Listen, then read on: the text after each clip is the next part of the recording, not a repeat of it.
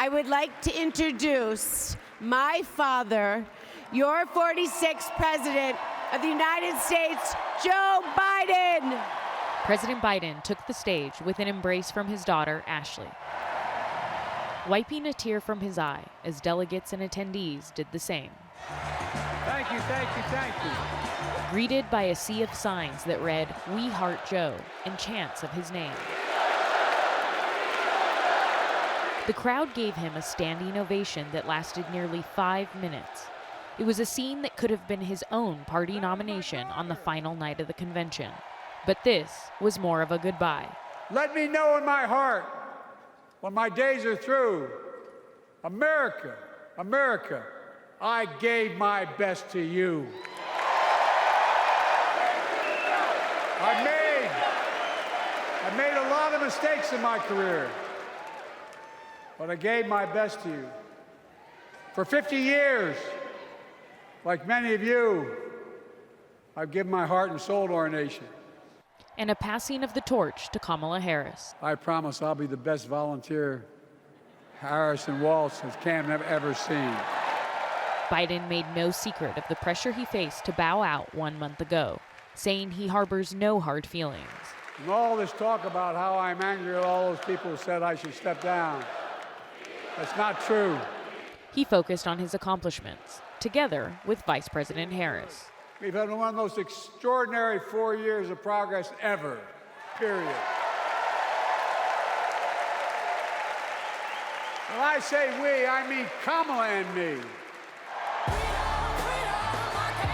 Earlier, Harris praised the man she hopes to replace. Joe, thank you for your historic leadership, for your lifetime of service to our nation, and for all you will continue to do. We are forever grateful to you. And the night ended with the two hugging on stage. Vice President Harris could be seen saying, "I love you so much." Hillary Clinton. The program also acknowledged those who made Harris's moment possible, including the last woman nominated by the party, Hillary Clinton. Together, we've put a lot of cracks in the highest, hardest glass ceiling. Most of her speech focused on the weight of the moment and the fight ahead. I wish my mother and Kamala's mother could see us. They would say, keep going. Women fighting for reproductive health care are saying, keep going. Families building better lives, parents stretching to afford child care, young people struggling to pay their rent. They're all asking us to keep going. In one of the night's more emotional moments, the personal stories from women impacted by abortion restrictions, a mobilizing force for Democrats. Stories like Caitlin Joshua of Louisiana. Because of Louisiana's abortion ban, no one would confirm that I was miscarrying. I was in pain, bleeding so much my husband feared for my life. No woman should experience what I endured, but too many have. How many kids do you kill today? But outside the convention center, scenes of potential dissent that could still hinder Democrats as dozens protesting the war in Gaza broke past a security barricade. Multiple people were arrested, and protesters vowed more demonstrations this week. We've got to have common sense public safety. And if we don't have public safety, we don't have anything. The Republican ticket also plans counter-programming around the convention. Today, at two events in Midwest battleground states, former President Trump and running mate J.D. Vance bashed Biden and Harris on crime, despite violent crime being down across the country. You can't walk across the street to get a loaf of bread. You get shot, you get mugged, you get raped, you get whatever it may be. And you've seen it, and I've seen it. And it's time for a change. We have to bring back our cities. We have these cities that are great cities where people are afraid to live in them, man. With back-to-back speeches that lit up the arena, Barack and Michelle Obama delivered a political 1-2 punch. I don't know about you, but I'm feeling fired up.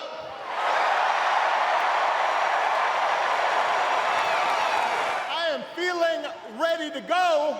Firing up the crowd for Kamala Harris and warning of a Trump presidency. We have seen that movie before, and we all know that the sequel is usually worse.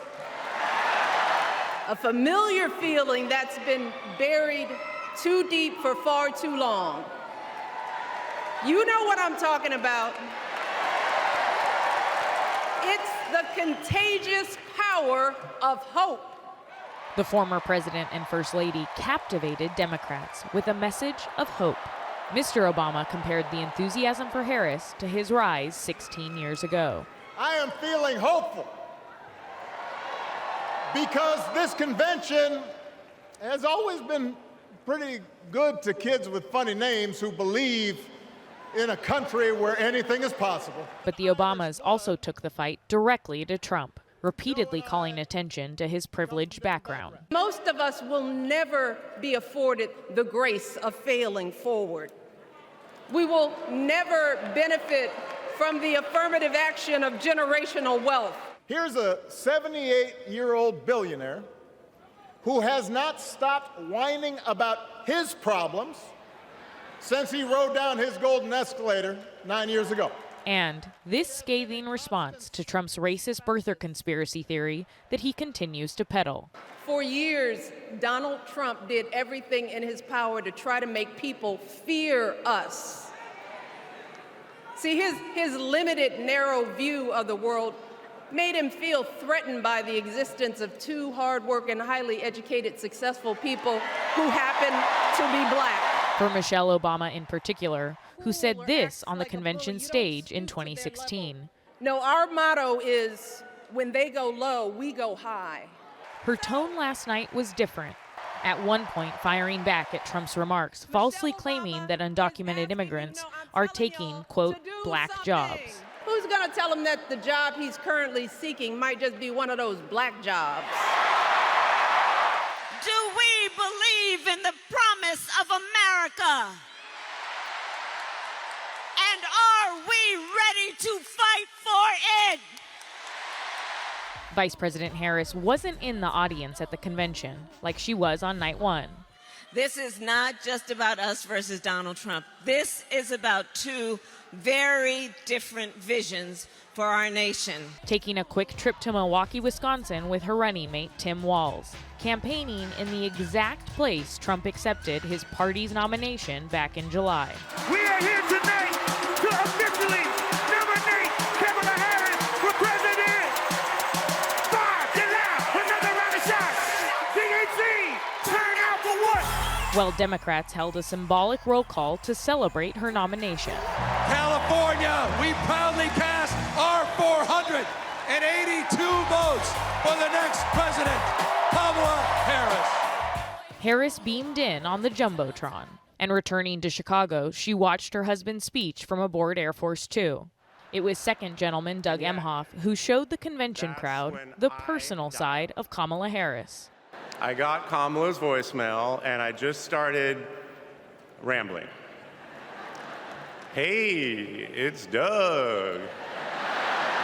By the way, Kamala saved that voicemail, and she makes me listen to it on every anniversary. Also last night, right alongside the party's most liberal leaders like Senator Bernie Sanders, were Republicans who say they've had enough of Trump and plan to vote for Harris, including Mesa, Arizona Mayor John Giles. I'm a lifelong Republican. So I feel a little out of place tonight, but I feel more at home here than in today's Republican Party. John McCain's Republican Party is gone, and we don't owe a damn thing to what's been left behind. Even former Trump press secretary Stephanie Grisham spoke out against her former boss. Behind closed doors, Trump mocks his supporters. He calls them basement dwellers. On a hospital visit one time when people were dying in the ICU, he was mad that the cameras were not watching him. As for Trump, he held his first outdoor event since his assassination attempt, a campaign stop alongside his running mate J.D. Vance that was pegged as one on national security in Asheboro, North Carolina, but again heavily featured insults against the vice president. She's a radical left believer. She ruined San Francisco. She ruined California. And if she gets in, our country doesn't have a chance. This calamity is on Comrade Kamala Harris's shoulders.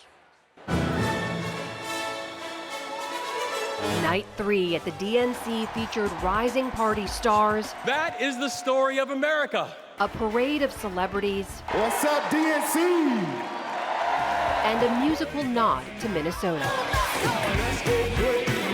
But the state's governor and evening's headliner, Tim Walz, was introduced by this group.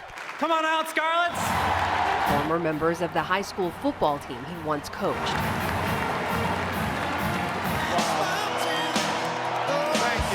In the biggest speech of his political career, Walz introduced himself to America as a small-town kid, former National Guardsman and high school teacher whose students inspired him to run for office. They saw in me what I had hoped to instill in them, a commitment to the common good, an understanding that we're all in this together.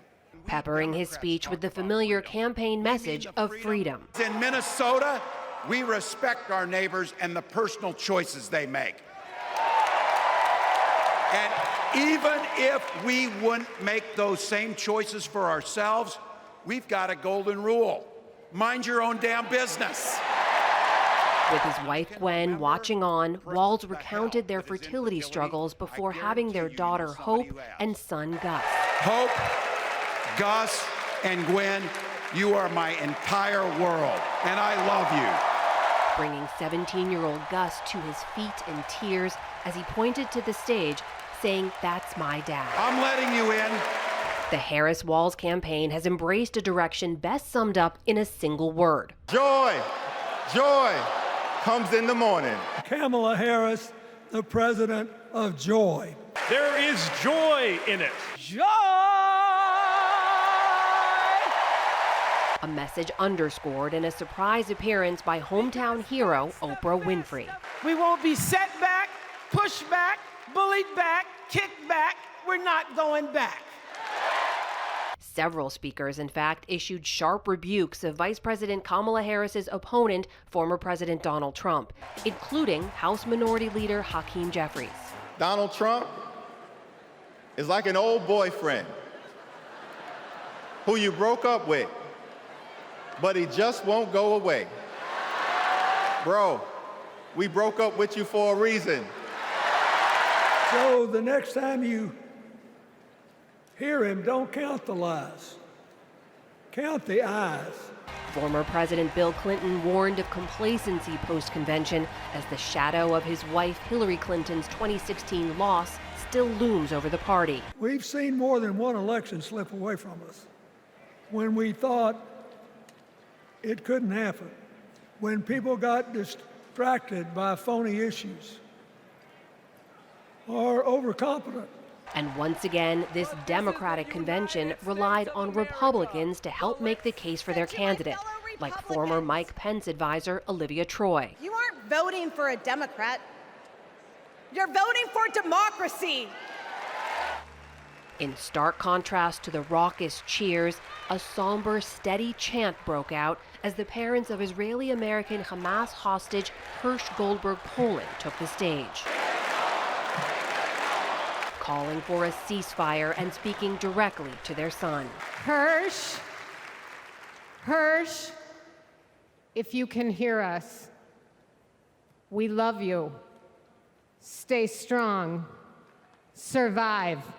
But outside the arena, a frustrated group of uncommitted delegates staged a sit-in after learning their request for a Palestinian-American speaking slot was denied by the DNC.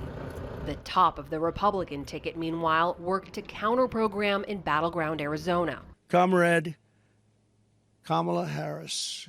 I call her comrade because she is a radical left Marxist. She wants open borders. Trump's running mate, Senator J.D. Vance, spoke at a sheriff's office in Georgia. What a dynamic duo they make. A dynamic duo for people who don't like law enforcement, a dynamic duo for people who want to make our streets less safe. Please welcome the Democratic nominee for president, Vice President of the United States of America, Kamala Harris. The opening applause lasted more than 3 minutes as Vice President Kamala Harris walked on stage and made history. On behalf of everyone whose story could only be written in the greatest nation on earth, I accept your nomination to be President of the United States of America. It was the grand finale of a convention that defied expectations after a seismic swap in the campaign just last month. Our nation with this election has a precious, fleeting opportunity to move past the bitterness, cynicism, and divisive battles of the past, a chance to chart a new way forward. Harris urged Americans to embark on a new political path, stressing her upbringing in a middle-class immigrant family. My mother was a brilliant, 5-foot-tall, brown woman with an accent. Harris's mother, who died in 2009, moved from India as a 19-year-old. She taught us to never complain about injustice, but do something about it. That upbringing, Harris said, drew her to public service. My entire career, I've only had one client, the people. To the personal history, she added some policy. The economy. We will pass a middle-class tax cut that will benefit more than 100 million Americans. Border security. As president, I will bring back the bipartisan border security bill that he killed, and I will sign it into law. Foreign policy. I will stand strong with Ukraine and our NATO allies. Harris rebuked her opponent and his party as unserious. Simply put, they are out of their minds. And she appealed to voters outside her party. I know there are people of various political views watching tonight. And I want you to know, I promise to be a president for all Americans. 100,000 balloons celebrated her moment, and the first woman of color to be a major party nominee for president. First off, it gives me goosebumps. Former Secretary of Housing Marcia Fudge, now the co-chair of the Harris campaign, spoke to NewsHour. I mean, it brings me to tears, it really does, to think about this little black girl that grew up in inner city Cleveland. Never thought in my life I would see this day. Hello, Chicago. Earlier, Harris's family aimed to reinforce her message, including her sister, Maya Harris. Where others want to drag us back to the past, my sister says, hold up now, we are not going back. And what are you here to do? To teach you how to say your auntie's name. And unforgettably, Harris's great nieces. First you say comma like a comma in a sentence. Then you say la like la la la la la. Put it together and it's 1, 2, 3, Kamala. The night also featured sobering moments. It's 10:30 a.m. at Robb Elementary in Uvalde. The mother of Lexi Rubio described the day her daughter was killed in the 2022 Robb Elementary School shooting in Uvalde, Texas. She wears a St. Mary's sweatshirt and a smile that lights up the room. 30 minutes later, a gunman murders her, 18 classmates and 2 teachers. One campaign fully launched, another put on the brakes. Independent candidate Robert F. Kennedy Jr. announced today that he's suspending his campaign. Our polling consistently showed that by staying on the ballot in the battleground states, I would likely hand the election over to the Democrats, with whom I disagree on the most existential issues. Kennedy said he wants to help former President Trump. As for Trump, We just had a very nice endorsement. he was in battleground mode again with an afternoon event in Las Vegas, stressing his plan to end taxes on tips.